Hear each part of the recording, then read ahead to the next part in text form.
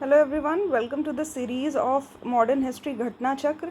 और हम लोग पढ़ेंगे आज नया चैप्टर जिसका नाम है regional states, Punjab and Mysore.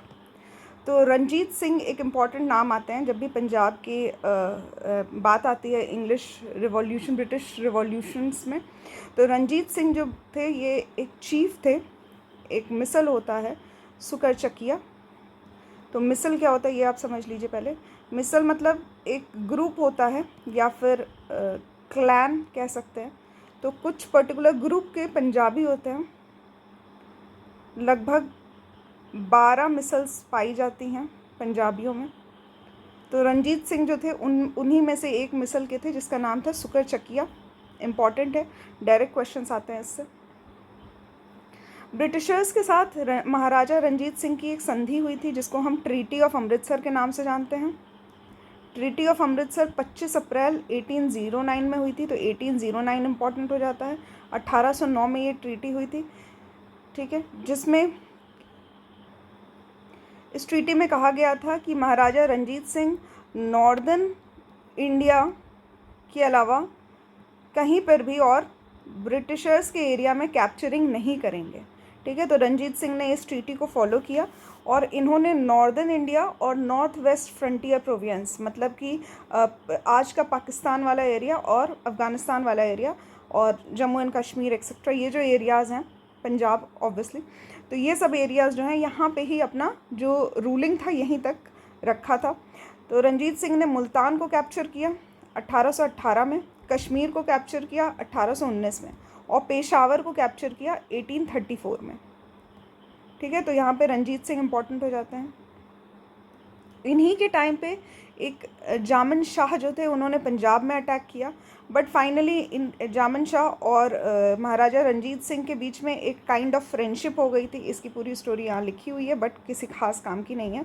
बस ये है कि रंजीत सिंह ने अपनी राइवलरी छोड़ दी थी जामन सिंह के अगेंस्ट और दोनों लोग जो थे आपस में फ्रेंड्स बन गए थे और फाइनली रंजीत सिंह को लाहौर मिल गया। लाहौर की गद्दी संभाल ली इन्होंने 1799 में, ठीक है। तो 1809 से पहले की बात है ये। 1799 में लाहौर का सिंहासन इन्हें मिल गया और इन्होंने उसको अपना कैपिटल घोषित कर दिया।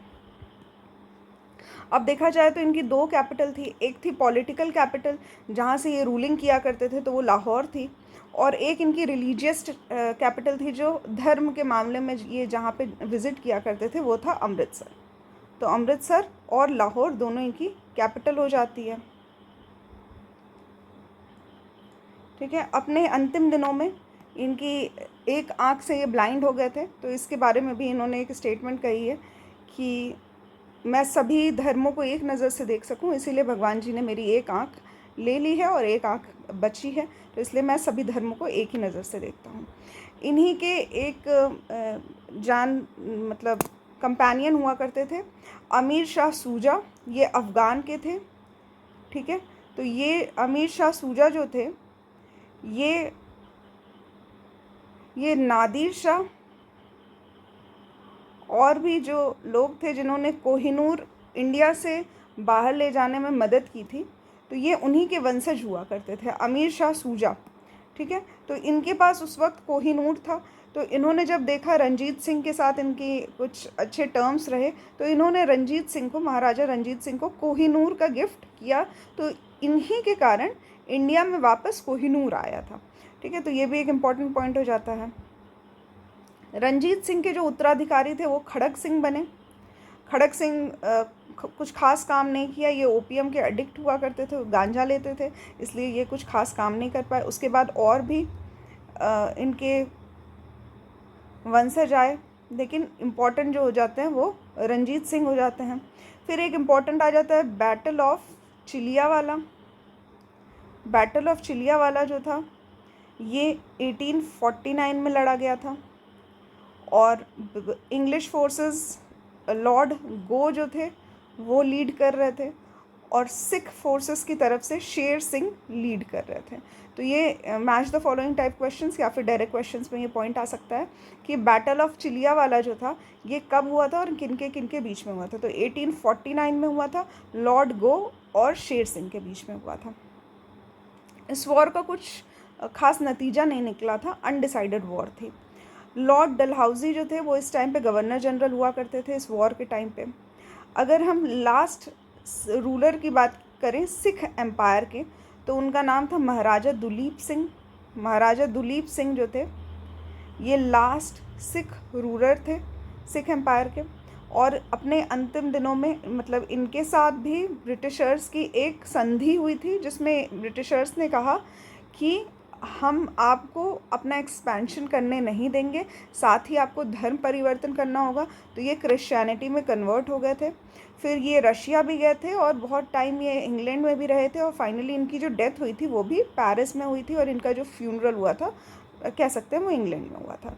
तो ये अंतिम दिनों में इंग्लैंड चले गए थे, और क्रिश्चियनिटी भी इन्होंने अडॉप्ट कर ली थी।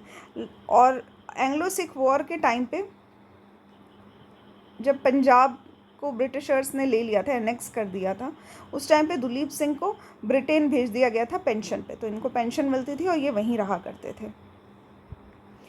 जब पंजाब को एनेक्स कर लिया ब्रिटिशर्स ने, तो यहाँ पे 3 मेंबर बॉडी बनाई गई, क्योंकि पंजाब जो था वो काफ़ी कन्फ्लिक्टेड एरिया था ब्रिटिशर्स के लिए, और हमेशा यहाँ पे दंगे हुआ करते थे, या फिर ये लोग ब्रिटिशर्स को वहाँ पे रूल करने नहीं दिया करते थे।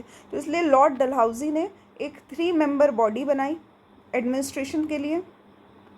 ठीक है, ये इम्पॉर्टेंट हो जाता है क्योंकि इसके डायरेक्टर जो थे वो थे सर हेनरी लॉरेंस। ये नाम इम्पॉर्टेंट हो जाएंगे, sir Henry Lawrence, John Lawrence और चार्ल्स ग्रेविल मैंसल। ये मेंबर्स हो जाते हैं 3 मेंबर पार्टी के, जो पंजाब को एडमिनिस्टर करने के लिए बनाई गई थी। फिर यहाँ पे पंजाब का चैप्टर ख़त्म होता है। अब हम लोग पढ़ेंगे मैसूर वॉर। तो जो पहला एंग्लो मैसूर युद्ध हुआ था वो हुआ था 1767 में और 69 में। इस टाइम पे हैदर अली हुआ करते थे मैसूर के राजा, और हैदर अली की जीत हो गई थी पहले आंग्ल मैसूर वॉर में। ठीक है, और ये इस लास्ट में एक ट्रीटी हुई थी अंग्रेज़ों के साथ, एक संधि किया था इन्होंने, जिसमें अंग्रेज़ हार गए थे, इसलिए अंग्रेज़ों को वो संधि माननी पड़ी थी। तो एक ट्रीटी ऑफ मद्रास की गई थी अंग्रेज़ों के साथ, ट्रीटी ऑफ मद्रास।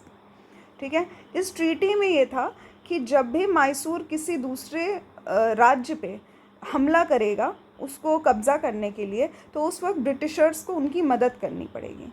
ठीक है, तो कभी भी ऐसा होता है, या फिर कोई और मैसूर पे हमला करेगा, तो मतलब मैसूर जब भी युद्ध में जाएगा, तो अंग्रेज़ जो होंगे वो अपने सैनिक देंगे और अंग्रेज़ मैसूर की तरफ से लड़ेंगे। यही ट्रीटी ऑफ मद्रास है जो कि 1769 में हुई थी अंग्रेज़ों के साथ। ठीक है, लेकिन अंग्रेज़ों ने ये फॉलो नहीं किया, और इसलिए सेकेंड आंग्ल मैसूर वॉर हो गया। तो सेकेंड आंग्ल मैसूर वॉर जो हुआ था, उस टाइम पे हैदर अली मिल गए थे निज़ाम ऑफ हैदराबाद और मराठा के साथ, और ब्रिटिशर्स के अगेंस्ट ये लड़े थे। ठीक है, तो 1780 में हैदर ने ब्रिटिशर्स के अगेंस्ट लड़ने के लिए कर्नाटक में यानी कि कार्नेटिक में हमला कर दिया और आरकोट को कैप्चर कर लिया। ठीक है, उस टाइम पे ब्रिटिश आर्मी के जो चीफ हुआ करते थे वो कर्नल बेले हुआ करते थे। बट इसी युद्ध में क्या हुआ, बीच में मराठाओं ने और निज़ाम ने धोखा दे दिया हैदर अली को, और ये ब्रिटिशर्स के साथ मिल गए। तो इसलिए 1781 में हैदर अली जब वापस इनका युद्ध हुआ अंग्रेज़ों के साथ, पोर्तो नोवा का युद्ध, बैटल ऑफ पोर्तो नोवा, ये हुआ था 1781 में। और ये पोलीपुर और सेलिंगपुर, ठीक है, ये भी नाम इम्पॉर्टेंट हो जाता है। इन दोनों के बीच में एक जगह है पोर्तो नोवा। तो पोर्तो नोवा के युद्ध में अंग्रेज़ों ने मराठा और निज़ाम के साथ मिलकर हैदर अली को हरा दिया, और इस टाइम जो ब्रिटिशर्स को लीड कर रहे थे वो थे सर आयरकूट, और फाइनली हैदर अली जो थे वो इस बैटल में हार गए। हैदर अली के बेटे हुआ करते थे टीपू सुल्तान, वो भी इस बैटल में पार्ट लिए थे, लेकिन वो हारे नहीं थे। तो इसलिए उन्होंने क्या किया, वो ये समझ गए कि हैदर अली जैसे महान व्यक्ति अगर हार सकते हैं तो मतलब हमारी आर्मी अभी उतनी डेवलप्ड नहीं है। तो ये लोगों ने क्या किया, श्रीरंगपट्टनम को अपना कैपिटल बनाया, और यहाँ पे ये जैकोबियन क्लब की स्थापना करते हैं, जिसमें ये फ्रेंच लोगों के साथ हाथ मिला लेते हैं। तो मतलब ब्रिटिशर्स से बदला लेने के लिए ये एक दूसरी पार्टी के साथ, फ्रेंच पार्टी के साथ जुड़ जाते हैं। और यहाँ पे इन्होंने अपनी कैपिटल में एक ट्री ऑफ फ्रीडम की स्थापना की रहती है, जो कि दिखाता है कि मैसूर और फ्रेंच जो हैं वो आपस में मित्र हैं। तो एक ट्री ऑफ फ्रीडम की स्थापना करते हैं, जैकोबियन क्लब की स्थापना करते हैं। कहाँ करते हैं? श्रीरंगपट्टनम में करते हैं। उसके बाद टीपू सुल्तान और भी फॉरेन कंट्रीज़ में भी अपने एम्बेसडर्स भेजते हैं, जिससे कि फ़ॉरेन के लोग भी इनकी मदद कर सकें। तो इसलिए ये अपने कुछ Iran, Istanbul, Kabul, France etcetera जगहों पे, अपने इवन इजिप्ट भी, ठीक है, तो यहाँ पर ये अपने एम्बेसडर्स भेजते हैं ताकि ये वहाँ के लोगों के साथ भी एक फ्रेंडली रिलेशन बना सकें। उसके बाद आता है थर्ड एंग्लो मैसूर वॉर, ठीक है। अभी टीपू सुल्तान ने अपनी एक आर्मी खड़ी कर दी है और आर्मी के साथ ये अब ब्रिटिशर्स के साथ एक युद्ध करते हैं जिसका नाम है third Anglo Mysore war. Important हो जाता है। 1790 और 92 में ये वॉर हुआ था। इसमें टीपू सुल्तान जी जो हैं वो हार जाते हैं और इसलिए ये ट्रीटी ऑफ श्रीरंगपट्टनम करते हैं। ट्रीटी ऑफ श्रीरंगपट्टनम में ये होता है कि टीपू सुल्तान जी को अपनी सभी सेना को रद्द करना पड़ता है, साथ ही ब्रिटिशर्स को जुर्माना देना पड़ता है। तो कुछ 2 या 4 करोड़ की मांग की जाती है उस वक्त पे, और अगर ये मांग पूरी नहीं करते हैं तो इनके दोनों बच्चों को, जो इनके बेटे हुआ करते थे टीपू सुल्तान के, उनको बंदी बना लिया जाता है। और उस वक्त पे टीपू सुल्तान हार जाते हैं और काफ़ी बुरी हार होती है इनकी, क्योंकि राज्य भी जाता है, साथ में बच्चों को बंदी भी बना लिया जाता है और इनका सब कुछ उस वक्त ख़त्म हो जाता है। फाइनली टीपू सुल्तान जी की डेथ हो जाती है चौथे एंग्लो मैसूर वॉर में 1799 में, ठीक है। तो ये चारों वॉर जो है, आंग्ल मैसूर वॉर, चारों इम्पॉर्टेंट हो जाती है, डेट वाइज बहुत इम्पॉर्टेंट है, ठीक है। और इनकी पूरी फैमिली को बंदी बना के वेल्लोर में रखा जाता है।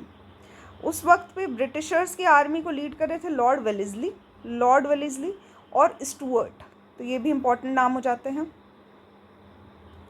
ये जो भी युद्ध हुआ था, इससे बहुत खुश हो जाते हैं ब्रिटिशर्स, और इस खुशी की वजह से जो लॉर्ड सोसाइटी ऑफ आयरलैंड है, वो एक टाइटल देती है वेलेस्ली को, मार्क्स का टाइटल, ठीक है। तो स्पेलिंग ये लिखी हुई है, मार्क्स का टाइटल देती है। जो लॉर्ड सोसाइटी ऑफ आयरलैंड है, ये वेलेस्ली को देती है।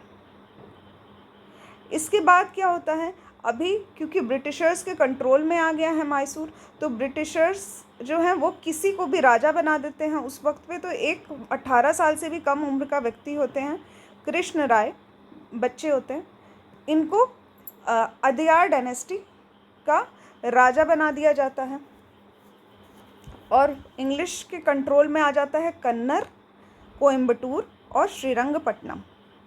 अनदर इम्पॉर्टेंट पर्सनालिटी है बेगम समरू जो हैं, इन्होंने एक फेमस चर्च बनवाया था सरदाना में, जो कि मेरठ के पास है। तो यहाँ पे ये इम्पॉर्टेंट हो जाता है, इन्होंने एक चर्च बनवाया था। इनके हस्बैंड यूरोपियन होते थे और उन्होंने सरदाना की जागीर नवाब ऑफ बंगाल नजब खान को गिफ्ट में दे दी होती है, ठीक है। जब इन्होंने रूहेला के चीफ जब्ता खान को डिफीट किया था, तो नवाब खान से खुश होकर ये अपनी जागीर ऑफ सरदाना, जो कि मेरठ में था, वो दे देते हैं। बाद में जब उनके हस्बैंड की डेथ हो जाती है, तो सरदाना की जो रानी बनती हैं वो बेगम समरू बन जाती हैं, ठीक है। तो अब यही एडमिनिस्ट्रेशन संभालती हैं। तो ये बस एक इम्पॉर्टेंट पॉइंट हो जाता है कि सरदाना का मेरठ का जो चर्च है वो किसने बनवाया, तो बेगम समरू ने बनवाया। Now we'll start with the question answers. First question is the kingdom of Ranjit Singh included. तो दिल्ली नहीं है, काबुल भी नहीं है, मकरन नहीं है, श्रीनगर है, जम्मू इन्होंने कैप्चर किया था, जम्मू, तो श्रीनगर इनके कैप्चर में आ जाता है। Next question is to which misl did Ranjit Singh belong. तो ये बिलोंग करते थे सुकर चकिया को, सुकर चकिया, ऑप्शन ए करेक्ट हो जाएगा। Next question is the capital of kingdom of Maharaja Ranjit Singh was. तो इनका जो कैपिटल था वो 2 कैपिटल था, एक तो लाहौर था, एक था अमृतसर। ठीक है, तो यहाँ पे जो ये रिलीजियस कैपिटल है, बट ये इतना इम्पोर्टेंट नहीं होगा। अगर एक ही ऑप्शन पूछा गया है तो हम लोग लाहौर टिक करेंगे, क्योंकि ये इनका एडमिनिस्ट्रेशन जो था वो लाहौर से ही चला करता था। तो इसलिए करेक्ट ऑप्शन हो जाएगा option number C. Next question is at which place did Ranjit Singh, Maharaja Ranjit Singh set up Adalat Ala. तो अदालत आला की स्थापना जो थी ये लाहौर में किया गया था। Next question is Ranjit Singh got famous Kohinoor diamond from. तो कोहिनूर डायमंड जो था ये इन्हें शाह सूजा ने दिया था, शाह सूजा। ठीक है, शाह सूजा जो थे, तो बेसिकली क्या था कि ये अहमद शाह अब्दाली जो थे उनके वंशज थे, और इन्होंने मदद की थी शाह सूजा की, तो इन्होंने बदले में उनको दिया था अपना कोहिनूर डायमंड। तो ये भी इम्पोर्टेंट हो जाता है। Next question is who among the following has said God intended me to look upon all religions with one eye, that is why he took away the light from the other। तो ये किसकी statement है कि भगवान जी ने मेरी एक आँख ले ली है ताकि मैं सभी धर्मों को एक नज़र से देख सकूं। तो ये थे Maharaja Ranjit Singh. Next question is the successor of Maharaja Ranjit Singh was. तो इनके उत्तराधिकारी थे खड़ग सिंह। खड़ग सिंह इम्पॉर्टेंट है ये भी। Next question is who was the last king of Sikh empire. तो ये थे दुलीप सिंह या फिर दिलीप सिंह, कहीं कहीं दिलीप सिंह भी लिखा रहता है, Dilip Singh. Next question is which one of the following statement is correct about Dilip Singh. तो दिलीप सिंह के बारे में कौन सी स्टेटमेंट सही है। ये एक्स महाराजा थे पंजाब के। पहला कि ही डाइड इन पेरिस, तो ये स्टेटमेंट जो है ये करेक्ट हो जाती है। Second is he was cremated at Nasik. तो नासिक गलत है, पेरिस में ही इनका अंतिम संस्कार किया जाता है। He never renounce Sikh faith, इन्होंने सिख धर्म कभी नहीं छोड़ा, ये गलत है, ये क्रिश्चियनिटी इन्होंने अपना ली थी। ठीक है, लास्ट में क्रिश्चियन बन गए थे। He had never visited Russia, तो ही विजिटेड रशिया हो जाएगा, ये रशिया भी गए थे, तो ये भी स्टेटमेंट गलत हो जाती है। तो यहाँ पे सही स्टेटमेंट ये है कि ये पेरिस में इनका देहांत हुआ था। Next question is who among the following was not a member of board of 3 to administer state of Punjab. तो सर हेनरी लॉरेंस और जॉन लॉरेंस की कमेटी बनाई गई थी। HM एलियट और रॉबर्ट मॉन्टगोमेरी ये नहीं थे, तो करेक्ट आंसर हो जाएगा A एंड D नहीं थे।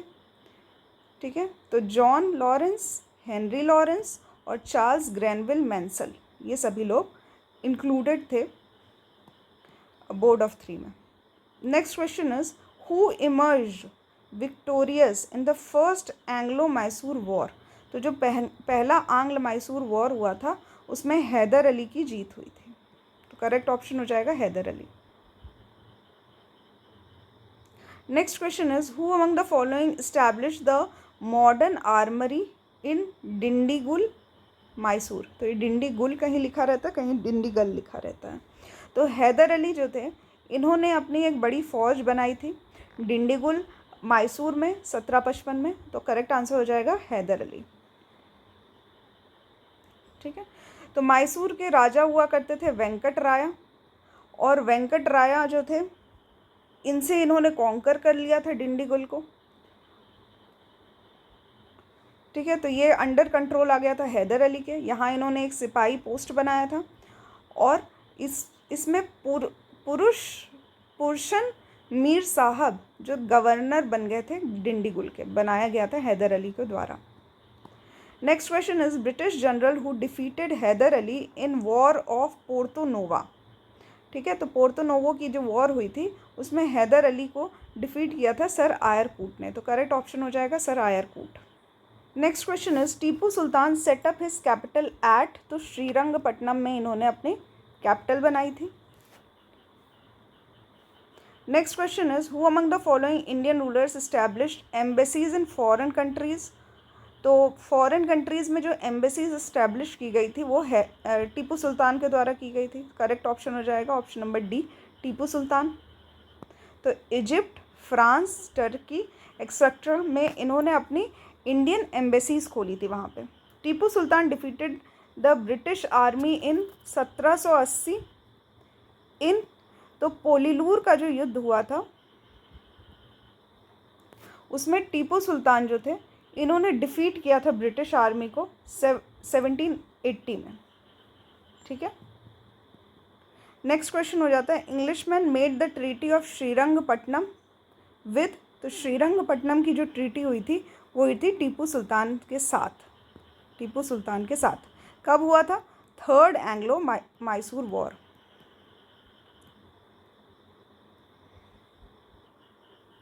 ठीक है, तो थर्ड एंग्लो मैसूर वॉर 1790 और 92 में ये वॉर हुई थी। यहाँ पे ट्रीटी ऑफ श्रीरंगपट्टनम साइन किया गया था।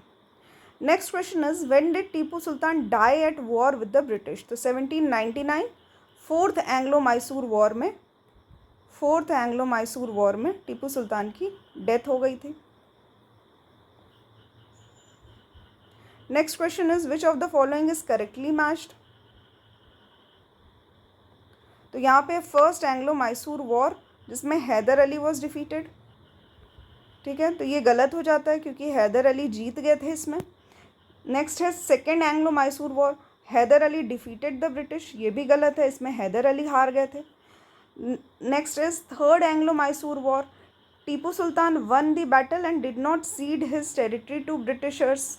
ठीक है, ये भी स्टेटमेंट गलत हो जाती है। थर्ड एंग्लो मैसूर वॉर में टीपू सुल्तान हार गए थे और इन्होंने ट्रीटी ऑफ श्रीरंगपट्टनम की थी। नेक्स्ट है fourth Anglo Mysore war, Tipu was defeated and was killed in the thick of battles. तो ये सही है, टीपू सुल्तान जो फोर्थ एंग्लो मैसूर वॉर हुआ था 1799 में, इसमें ये हार गए थे और फाइनली इनको मार दिया गया था।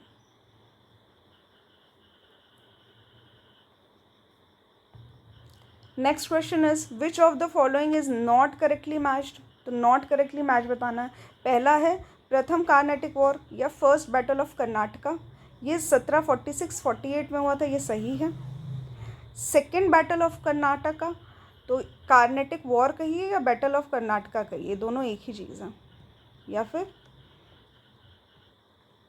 कर्नाटका या फिर आंग्ल मैसूर वॉर, तो ये सभी एक ही क्वेश्चन है। सेकेंड बैटल ऑफ कर्नाटका हुई थी 1750 और 54 में, ये गलत है। 1749 में हुई थी और 54 तक चली थी।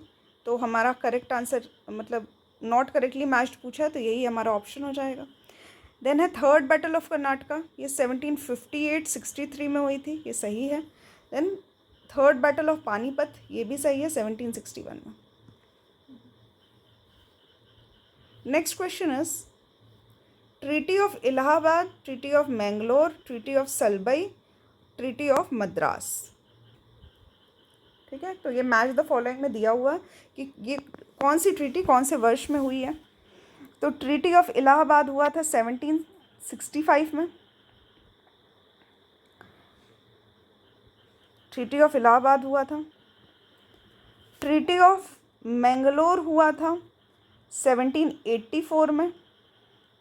ट्रीटी ऑफ सलबई हुआ था 1782 में और ट्रीटी ऑफ मद्रास हुआ था 1769 में। ठीक है, तो ये सभी डेट जो है वो इम्पॉर्टेंट हो जाती है। तो इस तरह के क्वेश्चंस भी आते हैं, तो ट्रीटी के नाम और उनके ईयर्स बहुत ही इंपॉर्टेंट हो जाते हैं, अक्सर ऐसे क्वेश्चंस आते हैं। Next question is Begum Samru constructed most eminent church at. तो इन्होंने सरदाना में एक चर्च बनवाया था बेगम समरू ने। Next question is which of the following statement is not correct. तो पहला स्टेटमेंट है अली मर्दान खान, इन्होंने इंट्रोड्यूस किया था system of revenue farming in Bengal, ये गलत स्टेटमेंट है। ठीक है, दूसरा है Maharaja Ranjit Singh set up modern foundries to manufacture cannons at Lahore, सही है, इन्होंने बंदूक बनाने के लिए एक मॉडर्न फाउंड्री की स्थापना की थी। सवाई जयसिंह ऑफ अंबर हैड इल्यूसिड एलिमेंट्स ऑफ ज्योमेट्री, ठीक है, तो ये ज्योमेट्री पढ़ा करते थे सवाई जयसिंह, और इन्होंने उस किताब को संस्कृत में ट्रांसलेट किया था। Sultan Tipu of Mysore gave money for the construction of idol of god Sharada in Sringeri temple, ठीक है, तो ये भी एक इंपॉर्टेंट पॉइंट हो जाता है कि टीपू सुल्तान ने सरस्वती माता की मूर्ति स्थापित करने के लिए श्रृंगेरी टेम्पल में पैसे दिए थे। तो यहाँ पे अली मर्दान खान जो हैं, इन्होंने रेवेन्यू सिस्टम जो था ये इस्टेब्लिश नहीं किया है बंगाल में, ये किया गया है मुर्शीद कुली खान के द्वारा। तो मुर्शीद कुली खान इंपॉर्टेंट हो जाते हैं। Next question is consider the following statement, और हमें बताना है इसमें से करेक्ट कौन सा है। तो यहाँ पे दिया हुआ है in the third battle of Panipat Ahmad Shah Abdali defeated Ibrahim Lodi, ठीक है, तो यहाँ पे जब थर्ड बैटल ऑफ पानीपत हुआ था उस टाइम पे अहमद शाह अब्दाली ने मराठाओं को हराया था, मराठा को। देन है Tipu Sultan was killed in the third Anglo Mysore war, third नहीं था, फोर्थ था, तो ये भी स्टेटमेंट गलत हो जाता है। Next is Mir Jafar entered in conspiracy with English for the defeat of Nawab Sirajuddaula in the battle of Plassey, ठीक है, ये स्टेटमेंट सही है। बैटल ऑफ प्लासी जब हुई थी तब मीर जाफ़र जो थे इन्होंने सिराजुद्दौला जो थे उनके अगेंस्ट में ब्रिटिशर्स के साथ ये मिल गए थे, तो कॉन्स्पिरेसी की थी। तो answer number option number B is correct. तो यहाँ पे एंड होता है हम लोगों का रीजनल किंग्स के बारे में, हमने मैसूर के बारे में पढ़ा, हमने पंजाब के बारे में पढ़ा। नेक्स्ट लेक्चर में हम लोग पढ़ेंगे governor and governor general and voice Royce, ठीक है, तो इनके बारे में हम लोग पढ़ेंगे in the next lecture. So thank you for watching the lecture.